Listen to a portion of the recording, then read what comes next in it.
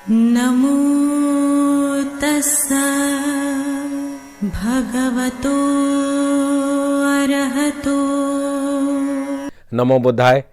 आप सभी का शुभारती चैनल के एक बहुत ही खास प्रोग्राम धम्मदीप में स्वागत है। एक बार फिर नमो बुद्धाय करते हुए मैं आरपी सिंह आज एक बार फिर आप सभी का स्वागत करता हूं तथा रोजाना की तरह आज भी हम विस्तार से चर्चा करेंगे पाली सूत्रों पर आधारित तथागत बुद्ध की जीवनी पर और उनके बताए उपदेशों पर। दर्शकों, पिछले कुछ एपिसोड से हम सामाजिक मुद्दों पर चर्चा कर रहे हैं और हमारा यह प्रयास है कि उनका समाधान भी तथागत बुद्ध की शिक्षाओं के अनुसार हो। खासकर हमने प्राणी हिंसा और यौन दुराचार से संबंधित कुछ मुद्दों पर चर्चा की थी। अब आगे बढ़ते हुए हम अगला शील जैसे चोरी के विषय में कुछ अलग अलग जानकारी के हिसाब से सामाजिक मुद्दों पर चर्चा करेंगे और साथ ही मन को शांत करने के लिए ध्यान साधना से भी अवगत कराएंगे। इसके लिए हमारे मध्य उपस्थित हैं बुद्ध दर्शन में उच्च शिक्षा प्राप्त तथा अनेकों सम्मानों से अलंकृत भंते कुशल सुमन जी। आपने अनेकों मंचों से बुद्धिज्म पर अपने विचार रखे हैं, तो हम स्वागत करते हैं भंते कुशल सुमन जी का। भंते जी, आपका बहुत बहुत स्वागत है इस विशेष प्रोग्राम में। नमो तस्स भगवतो अरहतो सम्मा संबुद्धस्स। नमो तस्स भगवतो अरहतो सम्मा संबुद्धस्स। नमो तस्स भगवतो अरहतो सम्मा संबुद्धस्स। सर्वप्रथम मेरे आचार्य श्री के पुण्य चरणों में कोटि कोटि नमन, फिर मेरे उपाध्याय भंते के पुण्य चरणों में कोटि कोटि नमन। भंते जी, एक बार फिर आपका स्वागत करते हैं इस विशेष प्रोग्राम में। तो अब हम मुख्य विषय पर आ रहे हैं। आज का मुख्य विषय है तथागत बुद्ध की शिक्षा के अनुसार एक व्यक्ति का जीवन व्यापन किस प्रकार आर्थिक नैतिकता अथवा सम्यक आजीविका से परिपूर्ण हो। इस विषय में विस्तार से प्रकाश डालें और साथ ही आपसे आग्रह है कि हमारे दर्शकों को ध्यान साधना से भी अवगत कराएं। भंते जी, बहुत बहुत धन्यवाद आपका आरपी सिंह जी। दर्शकों, ये जो हमारा धम्मदीप का तीसरा सीज़न है, इसका मुख्य उद्देश्य यही है कि जो हमने पहले 2 सीज़न में तथागत बुद्ध के जीवन को और उनकी शिक्षाओं को समझा, अब समय आ गया है कि उनकी शिक्षाओं को हम हमारे व्यवहारिक जीवन में उतारें। तो उसी के चलते हमने इस सीज़न में कई सारे सामाजिक मुद्दों पर चर्चा की है, मगर जो सबसे पहला एपिसोड रहा इस सीज़न का, उसमें हमने मनुष्य जीवन के उद्देश्य के बारे में चर्चा किया था और उसमें हमने देखा किस प्रकार से मनुष्य जीवन के 4 आयाम हैं। तो उनमें से जो सबसे पहला आयाम है वह है पेशेवर आयाम, दूसरा है व्यक्तिगत आयाम, तीसरा है सामाजिक आयाम और चौथा है आध्यात्मिक आयाम। तो इनको जब हमने चर्चा की तो ये जो 4 आयामों के बाद हमने फिर इनको पंचशील से जोड़ा और पंचशील से जोड़ने के बाद हमने खास करके कुछ एक सामाजिक मुद्दों को उठाया और वे एक एक आयाम के अंतर्गत उसको हमने समझने का कोशिश किया। उदाहरण के स्वरूप तो जो पहला शील है प्राणी हिंसा नहीं करना, तो प्राणी हिंसा मोटा मोटा सामाजिक आयाम के अंतर्गत कवर होता है और इसके अलावा जो यौन दुराचार से भी संबंधित जो शील है वे भी ये सामाजिक आयाम के अंतर्गत कवर होता है। तो ये दो सामाजिक मुद्दे या ये 2 शील इस सामाजिक आयाम के अंतर्गत कवर हो जाते हैं। तो बचे और जो 3 आयाम हैं उनमें से विशेष करके 2 आयाम जो पेशेवर आयाम है और व्यक्तिगत आयाम है, इन पे अभी चर्चा करना रह गया है। तो आज के एपिसोड में हम जो मनुष्य जीवन का जो पेशेवर आयाम है उस पर चर्चा करेंगे और उसे हम तथागत बुद्ध के एक शील से जोड़ेंगे और उसके हिसाब से हम समझने का प्रयास करेंगे। तो पेशेवर आयाम को हम जोड़ सकते हैं जो अदिन्ना दाना वेरमणि सिक्खापदं समादियामि, मतलब जो ऐसी वस्तु जो दी नहीं गई है उसको मैं नहीं लूँगा, मतलब अर्थात कहें तो मैं चोरी नहीं करूँगा। तो चोरी की बात जब आती है तो वह धन से जुड़ा होता है, तो धन से जुड़ा है इसीलिए उसे हम पेशेवर आयाम के अंदर समझने का प्रयास करेंगे। तो ये पेशेवर आयाम क्या है? पेशेवर आयाम को हमने समझा था कि एक व्यक्ति जिस किसी भी पेशे में हो वह बड़े मेहनत से, बड़े लगन से धन कमाता है और ध्यान रखता है इस बात पे विशेष करके कि जब वह धन कमा रहा है तो वे सही मार्ग से कमा रहा है और धन कमाने के बाद धन की सुरक्षा भी करता है, उसे चोरी होने से बचाता है। तो जब हम ये जो अंडरस्टैंडिंग है, ये जो डेफिनेशन है पेशेवर आयाम का, इसको हम तोड़ के और समझ सकते हैं। तो जब मैं कहता हूँ कि व्यक्ति सही मार्ग से धन कमाता है तो इसका अर्थ क्या हुआ? तो जब मैं कहता हूँ सही मार्ग से कमाता है तो इसका अर्थ ये है कि व्यक्ति जो है सम्यक आजीविका करता है। तो ये सम्यक आजीविका तथागत बुद्ध द्वारा समझाए गए आर्य अष्टांगिक मार्ग में से एक अंग है, जिसका मुख्य उद्देश्य यही है कि जिस किसी भी पेशे में एक व्यक्ति हो वे ध्यान रखे कि उसके पेशे से समाज को हानि ना पहुँचे। तो मान लेते हैं कोई सरकारी कर्मचारी है तो ध्यान रहे कि उसके काम से समाज पे बुरा असर ना हो, जैसे कि वे करप्शन ना करे। इसके अलावा और क्या क्या व्यापार हैं जो एक व्यक्ति नहीं करना चाहिए? तो तथागत ने वैसे 5 व्यापारों के नाम गिनाए। ज़रूरी नहीं कि वे सिर्फ 5 ही हों, इससे अधिक भी हो सकते हैं। मुख्य बात तो यही है कि समझना ज़रूरी है कि समाज पे किसी भी रूप से हमारे जीविका का दुष्प्रभाव ना देखने मिले। तो उनमें से तथागत बुद्ध ने कहा, वाणिज्य सूत्र में, अंगुत्तर निकाय के वाणिज्य सूत्र में बताते हैं, एक व्यक्ति हथियार बेचने के व्यापार में नहीं रहता है या हथियार बेचने का व्यापार नहीं करता है। तो कारण क्या है? कारण ये है कि अगर कोई व्यक्ति हथियार बेचेगा, चाकू बेचेगा, खंजर बेचेगा, तो जो भी सामाजिक व्यक्ति उसके पास से हथियार खरीद के ले जाएगा किसी न किसी की हानि ही करेगा। तो वे हानि होने में ये सहायक बन गया, ये व्यापारी जो इसने हथियार बेचा है। तो वे अपना वर्तमान जीवन भी खराब कर लेता है और भविष्य का भी कर लेता है, क्योंकि कर्म का सिद्धांत के अनुसार कर्म तो भोगने ही हैं। तो इसीलिए ये जो हथियार का व्यापार है ये नहीं करता। अब दूसरा व्यापार है जो नहीं करता, वह है मनुष्यों से संबंधित, जैसे कि किडनैपिंग करना, ह्यूमन ट्रैफिकिंग। ह्यूमन ट्रैफिकिंग क्या होता है? एक देश में किसी व्यक्ति को अगवा कर लिया गया, किडनैप कर लिया गया, मान लेते हैं औरत हो या बच्चा हो, और उसे किसी और देश में आके बेच देना। तो ये भी कहा बुद्ध ने कि ये इस प्रकार का पेशा, इस प्रकार का व्यापार सम्यक नहीं है। अब तीसरा व्यापार क्या कहते हैं जो सम्यक नहीं है? वे कहते हैं कि ऐसे कोई भी नशीली पदार्थों को नहीं बेचना। नशीली पदार्थ क्या होती है? जैसे दारू हुई, ड्रग्स हुए।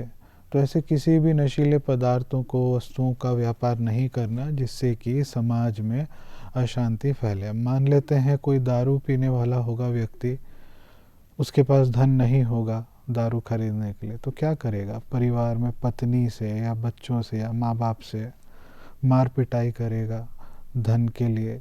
और जब दारू पी लेता है तो होश में रहता नहीं है, उससे क्या अपशब्द निकले या क्या वो दुराचार करे या किस प्रकार का किसी को पीड़ा पहुंचाए नहीं पता है, होश में नहीं है। तो समाज में तो अशांति फैली। तो कारण कौन बना? कि किसी के घर में या समाज में अशांति फैली, तो ये जो व्यापारी है जिसने दारू बेचा वे उसका जिम्मेदार है। वैसे ही कोई व्यक्ति मांस का व्यापार नहीं करता, मांस मतलब जैसे बकरी, गाय इत्यादि पशु हैं उनका वध करके उनका मांस बेचना, इस प्रकार के व्यापार में भी नहीं रहता। क्यों? क्योंकि ये जो पशु हैं इनमें भी प्राण हैं, इनमें भी जीव हैं, तो मनुष्य होने के नाते हमें उनकी रक्षा करनी चाहिए, ना कि उनका भक्षण करना चाहिए। अगर हम उन्हें मारते हैं तो कहीं ना कहीं वे जो कर्म का जो पीछा हमें, कर्म जो है, वे अकुशल कर्म जो है हमारा पीछा करते रहता है, और समय आने पे जब उसका विपाक होगा, उसका फल आएगा तो भोगना ही पड़ेगा। तो इसीलिए भी नहीं करना चाहिए। और तथागत बुद्ध बताते हैं जो पांचवा पेशा है वे है विषैली वस्तुओं को बेचना। तो कोई भी समाज में विष या विषैली वस्तुओं को बेचेगा, उसका व्यापार करेगा, तो जाहिर सी बात है कोई भी उसके पास से खरीद के जाएगा सामान विषैला, या तो खुद को हानि पहुंचाएगा या अन्य किसी व्यक्ति को हानि पहुंचाएगा। तो यहाँ पे तथागत बुद्धि का उद्देश्य स्पष्ट है कि आजीविका जो है सम्यक होनी चाहिए एक व्यक्ति की। उसकी आजीविका ऐसी नहीं होनी चाहिए कि समाज पे उसका दुष्प्रभाव हो। तो ये 5 प्रकार के जो उदाहरण दिए वे सिर्फ 5 नहीं है, इससे अधिक कुछ भी हो उसको समझ लेना चाहिए कि अगर वे मिथ्या आजीविका में आता है, सम्यक नहीं हो आजीविका, तो उसका पालन नहीं करना चाहिए। तो अब आगे बढ़ते हुए हम कहते हैं तो मिथ्या आजीविका क्या हुई? तो मिथ्या आजीविका वो हुई जिससे समाज पे उसका दुष्परिणाम देखने मिले या उसका दुष्प्रभाव देखने मिले। तो मोटा मोटा एक हम कह सकते हैं कि चोरी जो है, चोरी, डकैती इत्यादि, ये सारे मिथ्या आजीविका हैं। तो ये किस शील से जुड़े हैं? तो तथागत बुद्ध ने जो एक पंचशीलों में से एक सिद्धांत दिया है, अदिन्ना दाना वेरमणि, तो ये उसके अंतर्गत कवर होता है। मतलब किसी व्यक्ति ने हमें नहीं दिया हो कुछ वस्तु और उसकी जानकारी के बिना, उससे उसकी सहमति के बिना अगर हम उससे वे वस्तु लेते हैं तो वे चोरी मानी जाती है। तो चोरी अभी कितने प्रकार की होती हैं? तो चोरी तो वैसे कई प्रकार की हो सकती हैं। उनमें से एक है बहुत बड़ी प्रकार की चोरी। बहुत बड़ी प्रकार की चोरी क्या हुआ? जैसे कि किसी का बहुत बड़ा ज़मीन हो या बहुत बड़ी जायदाद हो, हीरे जवाहरात हो, तो वे अगर हम चोरी कर लें या कोई व्यक्ति उससे चोरी कर ले तो ये बहुत बड़ी प्रकार की चोरी के अंतर्गत इसकी गिनती होती है। अब इसके अलावा और कौन सी हैं? तो छोटी चोरियां होती हैं। छोटी चोरी जैसे रोड चलते पॉकेट मार होते हैं, या और छोटी छोटी बातों की चोरी करना, वे भी चोरी के अंतर्गत गिना जाता है। फिर बर्गलरी भी आता है, जिसको हिंदी में कहा जाता है सेंध करना। तो बर्गलरी में क्या होता है, किसी के प्रॉपर्टी में बिना उसके परमिशन दिए चोरी के उद्देश्य से या किसी को चोट पहुंचाने के उद्देश्य से जब किसी के प्रॉपर्टी में कोई व्यक्ति घुसता है तो वे बर्गलरी कहलाती है या सेंध करना कहलाता है। तो उसका उद्देश्य यही होता है, जो व्यक्ति ऐसा करता है जाके उसके प्रॉपर्टी में जो भी ऐसी वस्तु हो उसे वे चुरा पाए। अब इसके अलावा और क्या क्या बातें कवर होती हैं? तो एक तो ये भी है रॉबरी, जिसको हम हिंदी में डकैती कहते हैं। तो डकैती क्या है? किसी के घर पे अपना बल इस्तेमाल करके घुसना या दरवाज़ा तोड़ के घुसना, और बाद में जो भी वहाँ पे सामान है, बहुमूल्य सामान है, कीमती सामान है, उसे चुराना। तो ये डकैती के अंतर्गत कवर होता है। तो दर्शकों, आज हमने कुछ ही मुद्दों पे जानकारी ली। ये जो तथागत बुद्ध का जो शील है अदिन्ना दाना वेरमणि, जिसको हमने मनुष्य जीवन के पहले आयाम से जोड़ा, पेशेवर आयाम से, तो इसके विषय में हमने कुछ ही बातों पे आज चर्चा की है। बाकी की बातें हम कल के एपिसोड में चर्चा करेंगे। अभी हम ध्यान की ओर आगे बढ़ते हैं। तो सबसे पहले एक सुखपूर्वक और आरामदायक आसन में बैठें। ऐसा कोई भी आसन जिसमें आप बहुत से बहुत देर तक बैठ पाएँ और सुखपूर्वक हो, ऐसे आसन में आप विराजमान हो जाएं।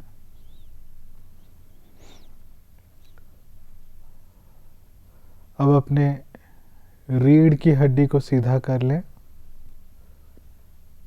और अपनी आंखें धीमे से बंद कर लें।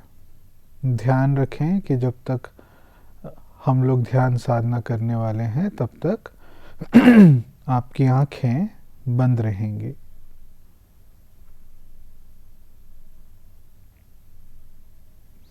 अब हम एक एक करके हमारे शरीर के सभी मांसपेशियों को ढीला करेंगे। तो सबसे पहले आप अपना सारा ध्यान अपने माथे पे ले जाएं और माथे में जहाँ कहीं भी तनाव हो वहाँ की मांसपेशियों को आप ढीला छोड़ दें।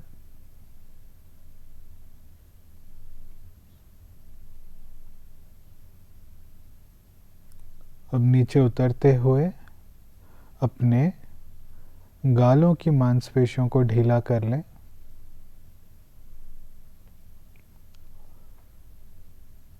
फिर अपने जबड़े की मांसपेशियों को ढीला कर लें।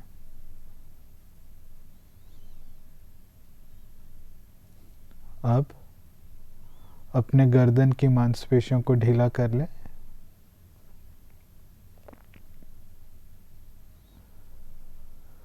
दोनों कंधों की मांसपेशियों को ढीला कर लें।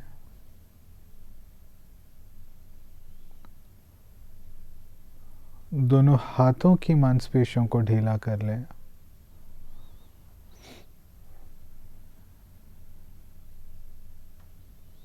छाती की मांसपेशियों को ढीला कर लें।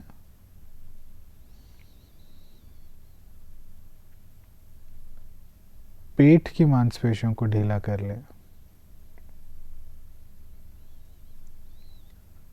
पीठ के ऊपरी हिस्से की मांसपेशियों को ढीला कर लें। पीठ के निचले हिस्से की मांसपेशियों को ढीला कर लें।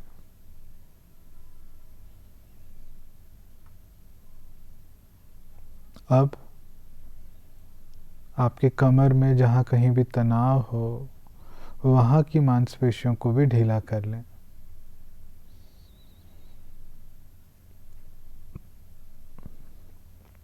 दोनों जांघों की मांसपेशियों को ढीला कर लें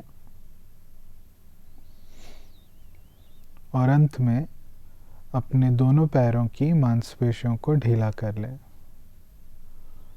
तो इस प्रकार से आपका सारा बदन, सारा शरीर शांत, तनाव से मुक्त रहे, एकदम रिलैक्स्ड रहे।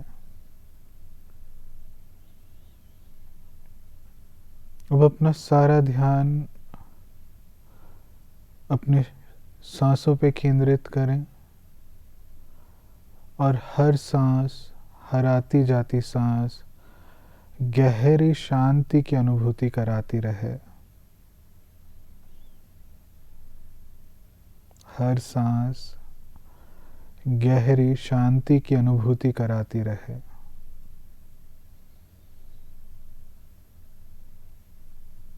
और एक एक सांस लेते हुए आपका सारा बदन शांत, रिलैक्स्ड हो।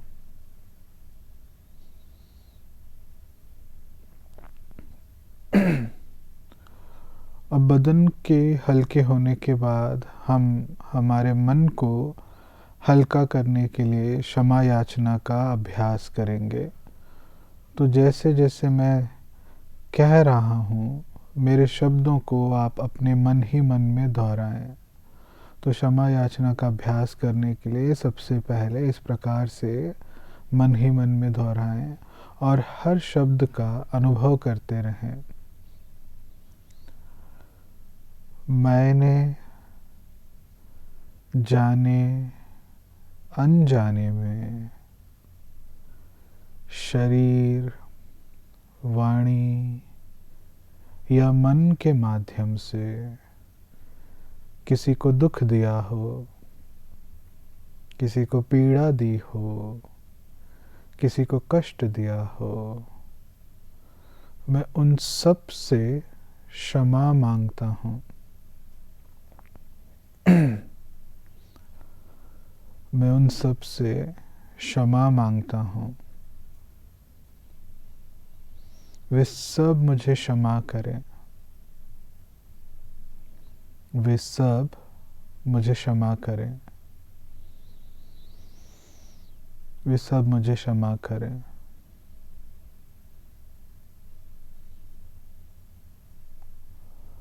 मैं उन सभी को क्षमा करता हूँ जिन्होंने मुझे जाने अनजाने में शरीर, वाणी और मन के माध्यम से दुख पहुँचाया हो, पीड़ा दी हो, कष्ट दिया हो। मैं उन सभी को क्षमा करता हूँ। मैं उन सभी को क्षमा करता हूँ।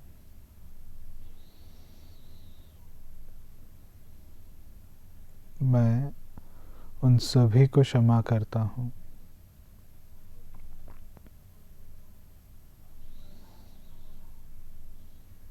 और आज से, इसी क्षण से ये संकल्प लेता हूँ कि मैं किसी प्रकार की प्राणी हिंसा नहीं करूँगा, किसी को कष्ट नहीं दूंगा, किसी को दुख नहीं दूंगा, किसी को पीड़ा नहीं पहुंचाऊंगा।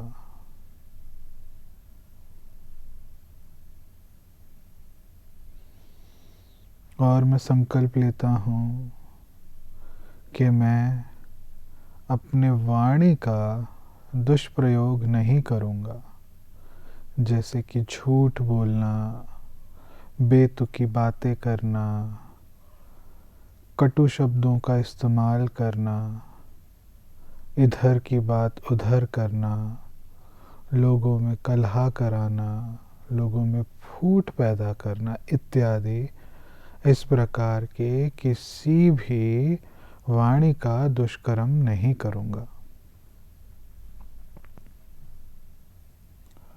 और मैं संकल्प लेता हूँ कि मैं चोरी नहीं करूँगा, अर्थात अपने सामर्थ्य से जिस किसी भी पेशे में हो सही तरीके से धन इकट्ठा करूँगा।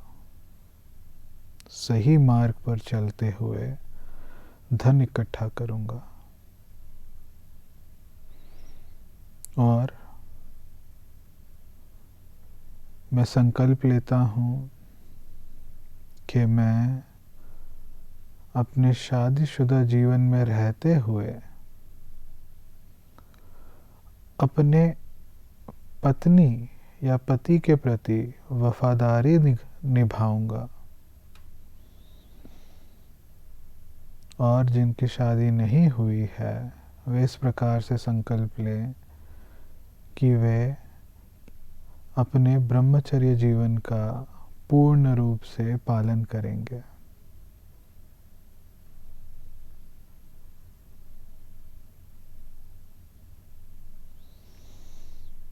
और मैं ये संकल्प लेता हूँ कि मैं किसी भी प्रकार की नशीली पदार्थों का सेवन नहीं करूँगा, जैसे कि दारू पीना, ड्रग्स का सेवन करना इत्यादि किसी भी प्रकार की नशीली पदार्थों का सेवन नहीं करूँगा।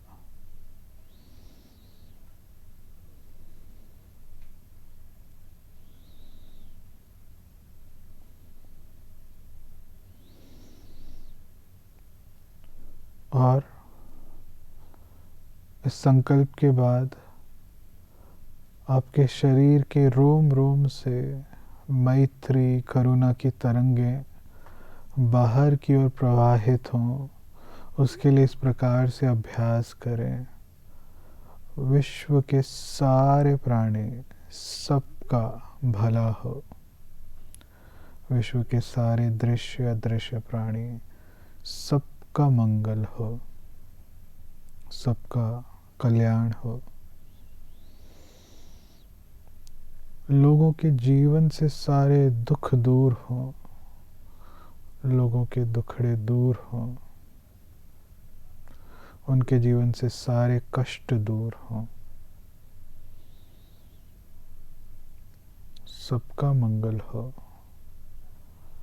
सबका कल्याण हो।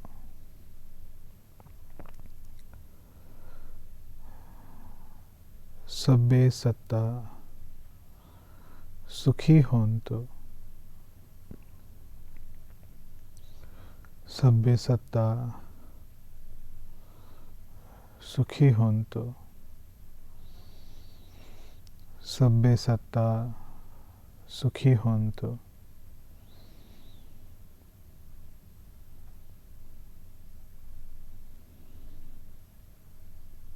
ये जो शांति का अनुभव मैंने किया है, ऐसा शांति का अनुभव करने का अवसर विश्व के सभी प्राणियों को ऐसा अवसर प्राप्त हो।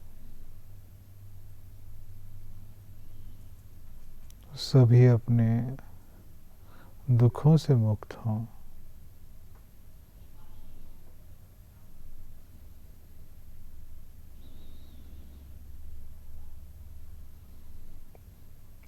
भवतु सब्बमंगलम। भवतु सब्बमंगलम। भवतु सब्बमंगलम। सबका भला हो, सबका मंगल हो, सबका कल्याण हो। सुखी हो, सुखी हो, सुखी हो। पंते जी, आपका बहुत बहुत धन्यवाद।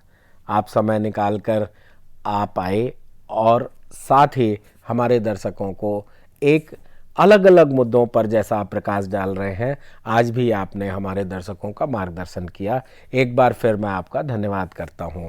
तो साथियों, आज के इस विशेष प्रोग्राम में अब इतना ही। अब समय हो चुका है आज के प्रोग्राम के विश्राम होने का, लेकिन उससे पहले आपको बताते चलें कि अगर आप हमारे इस प्रोग्राम का हिस्सा बन कोई सुझाव, शिकायत या संदेश भेजना चाहते हैं तो आप हमारे व्हाट्सएप नंबर 9639010109 पर अपना संदेश भेज सकते हैं, या हमारी ईमेल आईडी subhartibuddha@gmail.com पर भेज सकते हैं। तो मुझे उम्मीद है कि अपने मन में आई जिज्ञासाओं को आप दबाएंगे नहीं और हमारे इस प्रोग्राम का हिस्सा बन अपने सुझाव, संदेश या शिकायत जो भी हो उसे भेजकर भंते जी से मार्गदर्शन प्राप्त करेंगे। तब तक मैं आरपी सिंह भंते कुशल सुमन जी के साथ लेता हूँ विदा। कल इसी समय आपके समक्ष फिर उपस्थित होंगे। नमो बुद्धाय। नमो तस्सा भगवतो अरहतो